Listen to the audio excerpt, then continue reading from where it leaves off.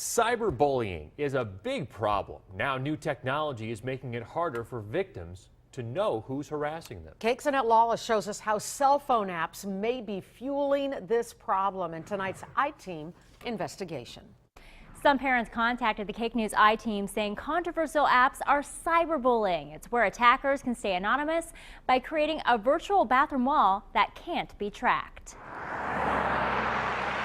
Yeah, there's free speech, but it allows people to post stuff anonymously. It allows people to say things that they normally wouldn't say because they don't have to put their name behind it. It's that freedom that concerns Wes Smith after discovering the social media app Yik Yak. The app is similar to Twitter, where people share messages or yaks on a community forum.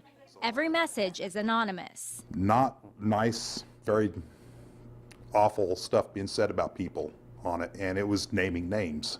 Wes started sharing this story to other parents in Wellington, where he believes Yik Yak is gaining steam. Some messages single out individuals, like one that mentions a student saying he's nothing, hate him, and ugly. My husband and I monitor her phone, her computer, and she's also intelligent enough to bypass some of our monitoring. Parents like Dina Martins say she also fears what's being shared. She considers it to be another form of cyberbullying. She's seen the negative effects on her teen. Sad, and it's hurtful. As a parent, my first thought is, do these parents not know what their children are doing? Things like this should not even be occurring on campus.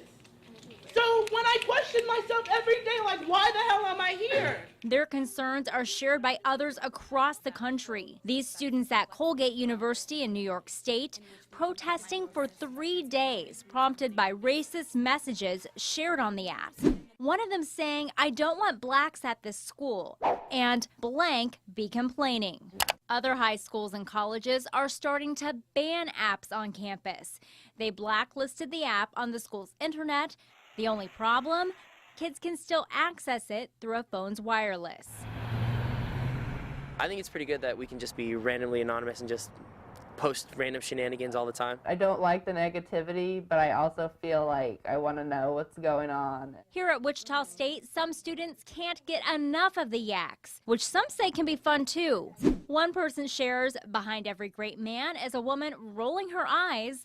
Another saying, "Ugh, I just want to cuddle." Sometimes it's funny what the people post on there, and sometimes it's just absolutely blows me away. That's not the app's fault. That's not the creator's fault. That's not the kid's fault. That's for me, at least in my opinion, it falls back on the parents. That's on them. There's parental controls for a reason. Some school leaders agree. I've reached out to Wichita State and other local high schools like Wellington and Wichita schools. They have not seen major issues with platforms like this, but they encourage parents to keep an open conversation with their kids. Wes says that's what he hopes others will consider to prevent bigger problems down the line. If we as parents would be a little bit involved, try and monitor, talk to your kids a little bit. I've always tried to do that with both of my kids. And I hope I've done well by them by doing that. A spokesperson for Yik Yak tells me that they've developed geofencing with 85% of middle and high schools. This prevents students from accessing the app at school.